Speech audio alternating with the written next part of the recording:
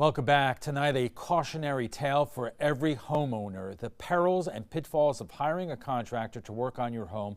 Now, let's be clear, there are a lot of good contractors out there installing pavers, roofers, pool companies, etc.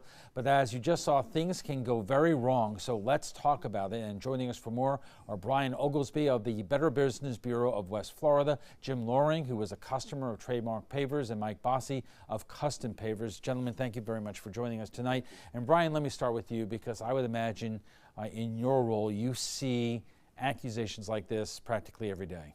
Well, we do, and a common complaint we see at the Better Business Bureau are consumers giving a deposit, usually a high deposit up front, and the contractor's not coming back to finish the job. So that is something that we contend with on a frequent basis at the Better Business Bureau. And the key here is helping educate consumers and helping them make these wise decisions when they're choosing a contractor. There are many great contractors out there, and the key is finding those contractors and hiring them. And let's be clear, the most important part of what we're talking about is to ask the questions before you write a check or hire a contractor, because frankly, correct me if I'm wrong, the consumer protection laws in Florida really are not what they should be, and it's up to the Department of Agriculture and Consumer Affairs to basically be in charge of investigating these things, and they don't have a lot of resources. Well, and no matter how great the laws are when it comes to bad contractors or even scams, the best defense for consumers is to be an educated consumer, doing that homework, doing that research, stopping for a minute, taking that time to vet the company you're going to hire to make sure you're making the right decision before you move forward. So, Mike, you are a contractor, you do this for a living. If you were to give consumers out there, people watching right now, one piece of advice when hiring somebody to install pavers like you do, it's not just about the price tag, correct? Exactly. Personally, Trademark has affected my business. I would say about $50,000 a year I've lost in business, $250,000 based on a 5-year cycle. And I would come in with a bid for $8,000 and Trademark would come in for $5,000. And the homeowner saying, "You're charging me way too much money." And I'm saying there's something wrong there, because I could not make a living based on those numbers. So Brian said it exactly, vet these people. And if it was me hiring a contractor today, I want copies of their certification of liability. I want copies of their workers' comp. And I want a reference list. I give 600 references to each job based on zip code that people allow me to say, listen, use me as a reference. But Jim, that's not what a lot of us do. I mean, we're looking for price, and we're taxed for time. I mean, is it possible to go through all these steps every time you need to hire someone? It is. I think we made the mistake of writing a referral from someone who was reputable, and no one could see this coming. So when we had to do it all over again, and we did, to find our paver contractor, we were a little more thorough, went through the Chamber of Commerce and the BBB, and that was some comfort. All right. We have to take a quick break. Our conversation on consumer warnings continues.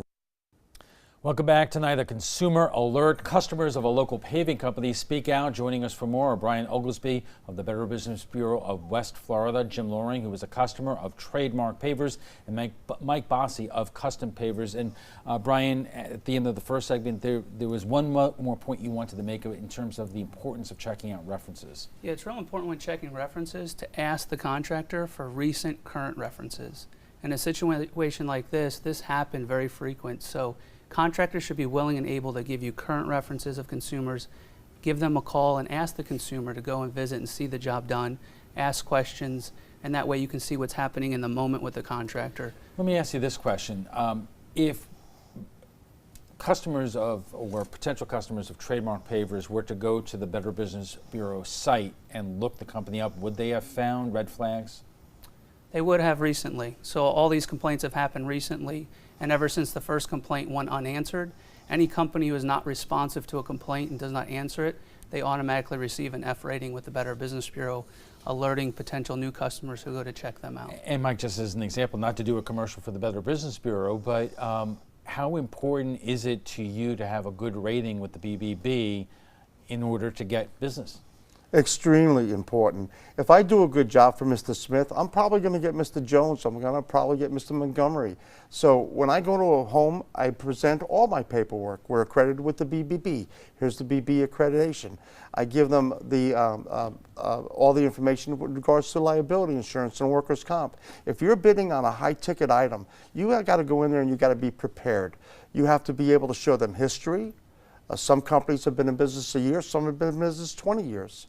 If you have to present yourself as a reputable company by providing the paperwork, they shouldn't have to do the research. When you meet with them and you're sitting down and talking about this paper project, me as a contractor, I will present with you my licensing, my insurance, my BBB accreditation, and that'll go a long way, including your references. And Jim, in your experience, is the process easy enough? Like when you go out and you were searching for a paver contractor, I mean, was it all laid out for you, or do you know a lot more now than you used to? Sure, I've certainly learned about the trade, not just from this experience with meeting Mike and the investigative report, but through 2 quotation processes with both the trademark and then the replacement contractor. So the key is a detailed quote, background checks, like Brian said, and then understanding kind of the product and labor equation. Okay. I'm sorry, go ahead. Can I add something? I think sure. what's more important too is always trust but verify. So if a contractor says they're part of something, if they say they have insurance, go to the source and verify it. Get their insurance company to put you as a certificate holder on the liability insurance. But that so does you're bring up verifying it. another question. Unfortunately, we have to take a quick break, so you'll have to wait for that question in a couple of moments. We're just getting warmed up on our conversation on consumer warnings. We'll be back after a quick break. Stay with us. Welcome back. Tonight, a consumer alert. Customers of a local paving company speak out. And joining us for more are Brian Oglesby of the Better Business Bureau of West Florida, Jim Loring, who is a customer of Trademark Pavers, and Mike Bossi of Custom Pavers. And Jim, let me start with you. Again, if you could explain to people watching us tonight, not only what happened to you, but really kind of what impact it's really had on you and your family. Sure, that's a great question. I think I'm over the anger stage. I think really I'm just looking for a response by law enforcement and feeling better about the the community we live in and trying to apprehend some of the bad guys. But all of us, the many of us that ran into Trademark Pavers are out lots of dollars, thousands of dollars. The impact is that needs to be replaced from somewhere. I'm not ready to retire, so I have to hire another contractor, pull money from here and there, and try and stitch it together a little bit. And Mike, you were explaining to us before that this affected your business. You are a well-known contractor around here who does the same kind of work, not just because this company was allegedly basically undercutting you and other companies out there, but it gives your industry a bad name. Horrible. They've diminished my goodwill because now I'm supposedly more expensive, and that's the mindset that these people have. A bad apple like this can ruin this industry very quickly. And I hope that the law enforcement will make an example of these people, because literally there's hundreds and hundreds of paver guys out there, some big, some small. You want history.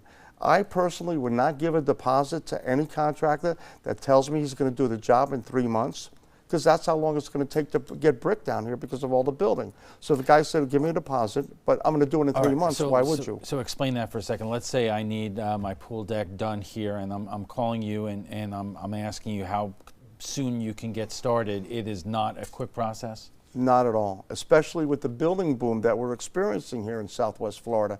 The brick manufacturers are so far behind, 6 to 8 weeks to get brick. So if someone says, give me a deposit, and I'll get your job scheduled in 3 months, I wouldn't do it. Maybe a smaller operator needs a deposit. So I would say, okay, I'll give you a deposit. When the brick is sitting in my driveway, I will pay you for it. And then I want verification that the manufacturer will be paid as well. And then the Better Business Bureau suggests you should never give more than 10% down to a contractor. And even more importantly, if you want better protections, pay with a credit card. Ask them if you can put that deposit on a credit card, So should something go awry, you have protections in place with your credit card company as well. Trademark was 50% deposit down, which is ridiculous. Your brick costs are going to be 30%. 30% of your job is brick. So what did they do with the other 20? Brian, any company can receive a consumer complaint just like any doctor can, any lawyer, and so on. What's the tipping point? What's the red flag that any particular company like this has too many complaints that it should really be a red flag to consumers? Well, when it comes to complaints, what BBB looks at is how responsive is the company to the complaint. When it comes to volume, we look at the volume of complaints compared to the volume of business the company does as well.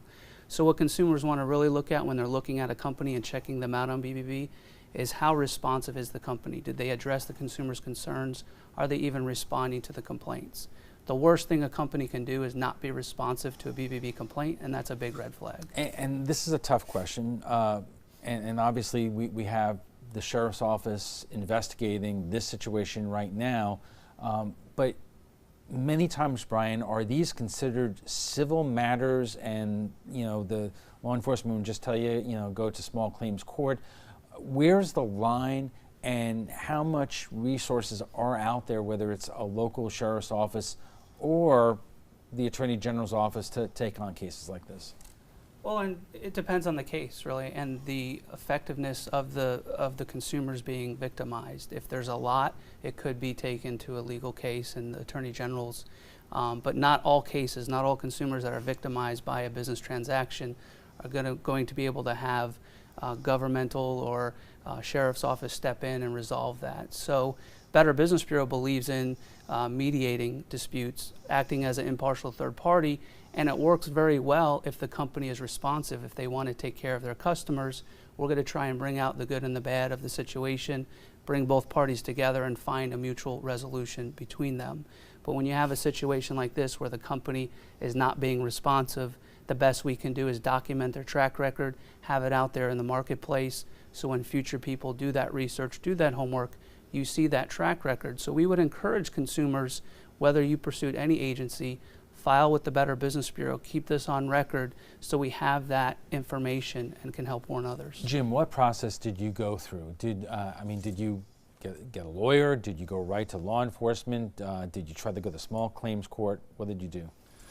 So we went to the county sheriff's office, and at that time they had us go over to Sarasota PD while they determined whose jurisdiction it was going to be, and so filed a report there. A detective was assigned, and so that was all good. And really, at this point, I'm hoping that ABC7 and the fine investigative reporting team will, create enough activity and find some of the others that were victimized and elevated in the public, and perhaps get the Attorney General involved, and then we'll see where we go. How surprised were you when you found out how many other unhappy customers there were out there? Initially, I was surprised, but in hindsight, I guess this kind of illegal business practice, loose business practice, is fairly common with home repair trades. Unfortunately, I think it was the Sarasota PD that advised me never to use a contractor. You probably see a lot of this that has been in business for less than 10 years, which seems kind of odd. Mike, what kind of ability does the industry have to police itself? I mean, obviously that you and other reputable companies have a lot on the line here. This is a very competitive business, dog eat dog as it would, and there's so many paper guys here, but these are high ticket items. It is every one of us, we have the responsibility to protect our industry from people like this. I personally think that this is not a business that went under because they didn't manage it correctly. I think there was intent to fraud, and I think they just wanted to get as much as they can and cash out. The word is on the street that there are a lot of small-time operators out there that are struggling now because now they want to go with the businesses that have been in existence for a long time. But the small guy can offer a good product too at a better rate, and not have to worry about being being stigmatized as being a crook. So this guy has done a lot of damage, And I'm with this gentleman here. I hope that the district attorney's office will go after these people for economic crimes and the fraud that they perpetrated. I guess my question is, has there been any kind of organized activity amongst those in your business, different companies, to say, hey, listen, you know what, we need to counsel potential customers that they're what to look for in terms of some of the companies that may be out there? None. There is none. Well, the paving industry is not regulated by a license in Sarasota or Manatee counties, so that could be something that could be looked at. There's no competency license required for that scope of work, and so you don't have all those. They're not held accountable to being registered or. Is that a state issue or a county issue? That is county, so it would be your local county contractor licensing board. Are there other counties around Florida that actually do have these kinds of? Require a license for paving, yes. Pinellas County, Lee, Collier, Charlotte County require it. Your state license regulations are your plumbing, your electric, your roofing, Right. structural, major things.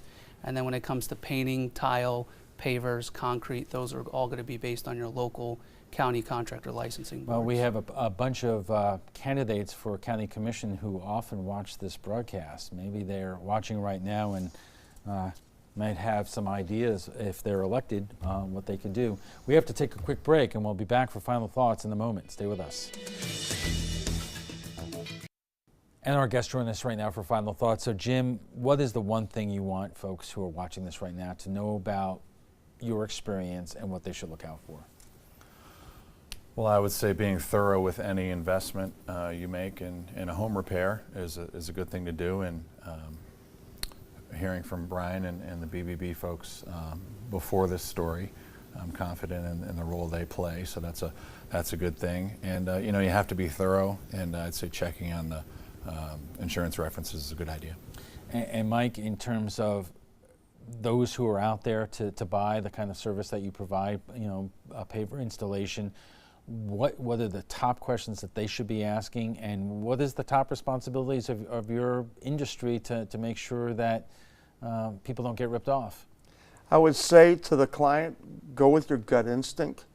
I would say don't make a decision then and there. They're going to say sign it or get this going right away.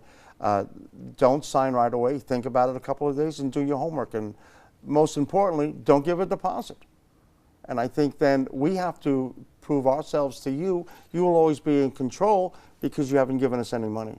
And every paver guy has that kind of concept if they want to stay in business.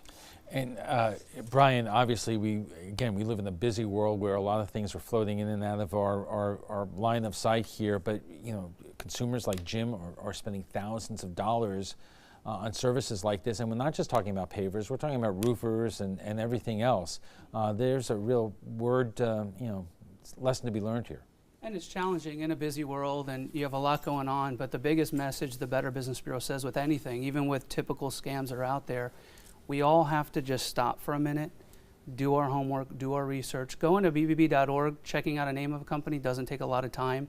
Searching the name of the company on the internet, add the word scam or add the word complaint after their name, and you'll get different research results. So just knowing the tricks of the trade when doing your research and homework will make you a savvy consumer. Better Business Bureau has these resources. They're free. They're for anyone to find. bbb.org/Florida license is a whole dedicated website that talks about how to hire a licensed professional and do it wisely. All right, great information, gentlemen. Thank you very much. We want to thank our guest, Brian Oglesby of the Better Business Bureau of West Florida, Jim Loring, a customer of Trademark Pavers, and Mike Bossi of Custom Pavers.